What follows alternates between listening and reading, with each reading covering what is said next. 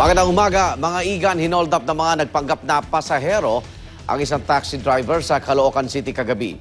Hindi lang po ang kanyang kita at cellphone ang tinangay, kundi pati ang taxi. Darito ang report ni Athena Imperial.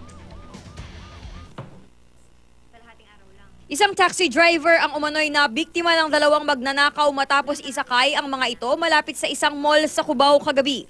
Kwento ng taxi driver na tumangging humarap sa kamera, nalampasan na raw niya ang mga salarin habang binabagtas ang Aurora Boulevard kagabi.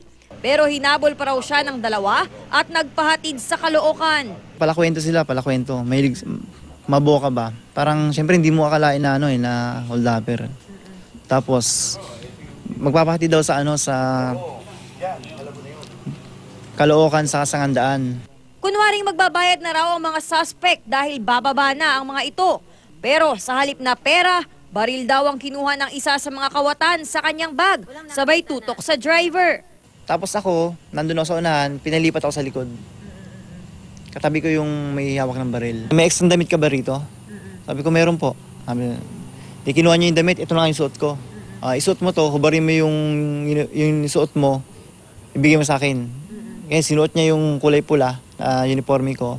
Sumama ang GMA News sa pagbalik ng umano'y biktima at ng mga pulis sa JP Bautista Street sa Barangay 79 Caloocan, kung saan tuluyan umanong kinarnap ang taxi ng biktima madaling araw kanina.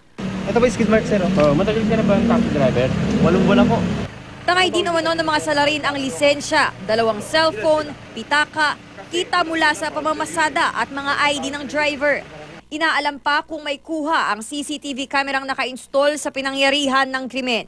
Pinaghahanap na ng pulisya ang sinasabing kinarnap na Manila Trans Taxi. Pinag-iingat ang mga pasahero ng taxi para di mabiktima ng kawatan. Iniimbestigahan pa ng pulisya ang report ng biktima. Para sa unang balita, Athena Imperial, reporting.